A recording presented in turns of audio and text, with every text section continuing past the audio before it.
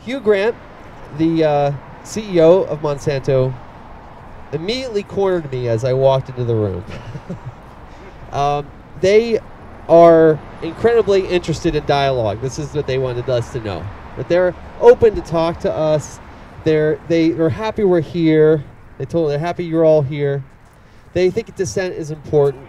They actually said that. They always say that. But I got that song and dance. I was escorted by a public relations professional from the moment I got in there. I didn't have my ID, which I needed to have, so I had to run back out to get it. The meeting, they showed us, let's go through the meeting. They showed us a video first of all their accomplishments for the last year, really touting the increase in sales of Roundup Ready crops. It was actually, I wanted to throw up a number of times. It was pretty rough to watch this video of smiling, happy Indian farmers growing BT cotton. You know, it got me thinking that they are really using propaganda on their shareholders now, because they should include in there the fact that there have been thousands of suicides by Indian farmers who have lost their livelihoods due to this business model that they're presented with. They had 5 resolutions on the proxy. The first 4 were disposed with in, I'd say, 5 minutes. I mean, it was like boom, boom, boom. There was no discussion on executive pay. There was no discussion on employee compensation. There was no discussion about Deloitte being their accounting firm. The only thing that brought discussion was our resolution for GMO, for a report to be produced on GMO liability for the company. I got up, I gave my remarks, which many of you have already heard. They were respectful, to say the least. Afterwards, Hugh Grant, the CEO, responded with his own prepared remarks. And he was not prepared to respond to my remarks because he was expecting me to talk about the resolution. So his remarks dealt with why it's redundant for the company to do any more studies, because they already look at liability and potential risk. That hasn't stopped them, clearly, in bringing GMO crops all over the world, and as well as contaminating organic crops. So there was a question and answer session after they released the results of the vote on the resolution. It got, get this, 5.37% for, and the remainder 95% against. Now, I actually was encouraged. I was expecting like 1 or 2% for. So there were at least 5% of the shareholders of this company. Well, I'm not sure. People didn't vote there. Only one person actually voted on site. Everyone else had already mailed in their proxies. So really, this was a vote that they had the results already. They just had to quickly add in one more person. So yeah, the resolution did fail. We were expecting that.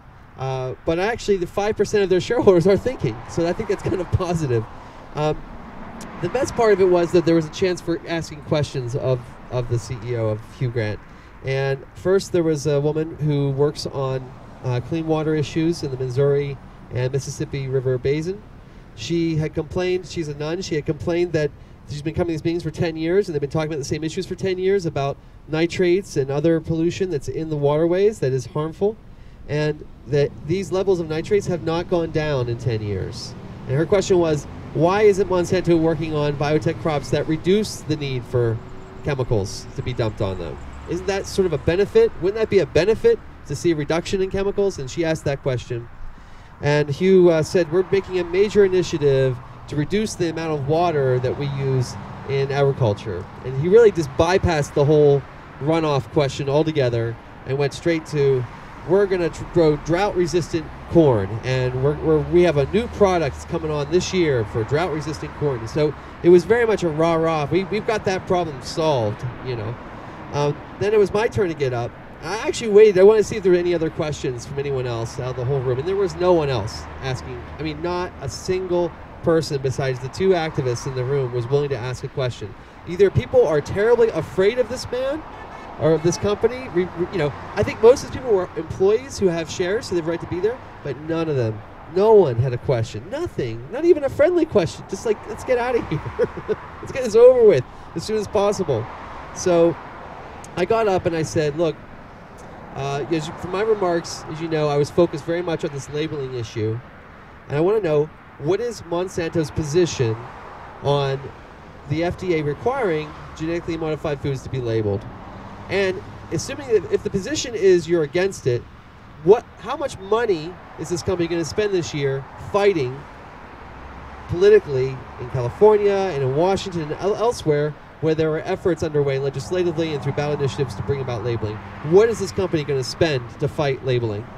Because I think that's something a shareholder should know, right? How many millions of dollars actually, that's how I phrased it. How many millions of dollars are you going to spend fighting the activists, fighting the environmentalists? And what kind of answer do you think I got? I got a non-answer at first.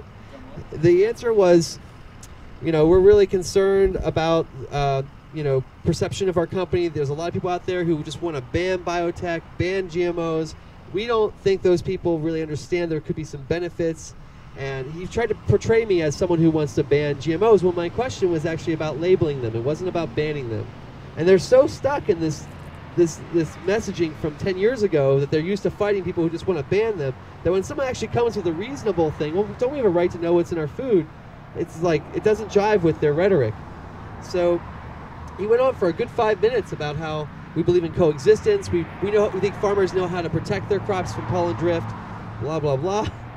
And I finally, as he finished, I was still standing at the microphone, and I said, well, I don't think you really answered my question. My question is this company going to support labeling of genetically modified foods or not? And if you're opposed to them, what are you going to spend to fight the political effort? At that point, the shareholders, I think, in the room were realizing that I saw right through his non-answer. I got a lot of people turning their heads and looking back at Hugh, and you really had to look at facial cues to understand what was going on, because nobody was speaking at this meeting. And he said, okay, well, we're not the only ones who make GMOs. He says, we need to talk to the other companies that make GMOs, and we need, as an industry, come forward with a proposal that we all agree on before I can say that we support labeling or not. And he mentioned General Mills. There's a company that he wants to talk to. So they can't do the right thing unless everybody does the right thing. And that sort of flies in the face of their idea that they're a socially responsible company. Because if they're socially responsible, they do the right thing no matter what anyone else says, they would do the right thing. But what was clear from his response was he was not comfortable saying we're opposed to labeling. And he's not comfortable saying how many millions of dollars in shareholder potential profit is going to be spent fighting this issue. So I feel like we've got them in a position now where if we keep this pressure up, they are going to have to react to it.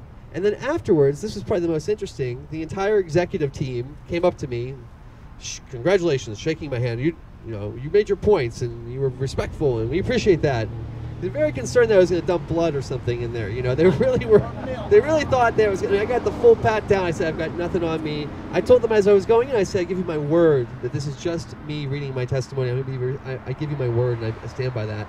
And I think that just going forward and actually keeping your word helps build trust. It's actually good for our movement.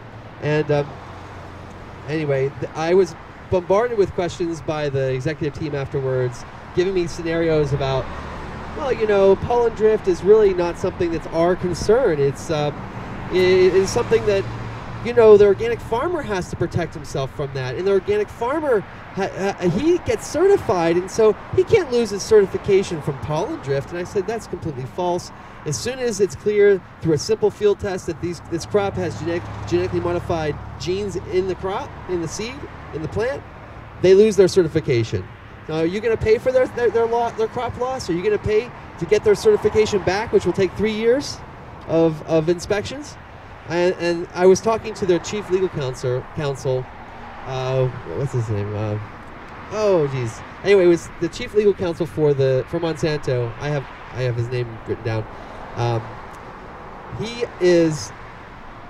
I think they realize that the writing is on the wall, and that was my message. It's like, you can't go against consumer attitudes forever. Eventually, the image of the company is going to really suffer if you don't take some reasonable steps for transparency and people's right to know what's in their food. So anyway, I feel like the CEO of this company heard directly from us. The shareholders heard directly from us. They are willing to continue to have dialogue. They're willing to entertain future resolutions. And I just think we have to keep fighting and keep engaging and demanding at the very minimum labeling. And so this was successful. I feel I feel pretty good about it. I actually feel like we got to them, and all the shareholders in there know that there was a demonstration out here. And yeah, I mean, I had a couple of people come up to me and say, I've actually got an organic farm, a hobby farm, and I kind of agree with you, and like walked away from me. So there were some people in there, some very wealthy people, I think, that are thinking as well. And it's not maybe the wisest thing to always paint everybody with a big brush that they're all bad, because there are some people in there that I think for the first time heard what they think is a very reasonable request on labeling. But everything I read to you guys out here, I read the same statement inside. And I'm just very proud of everyone who came out here today and stuck around. It feels good to come out and have this support out here. So thank you. And if there's all right, label GMOs.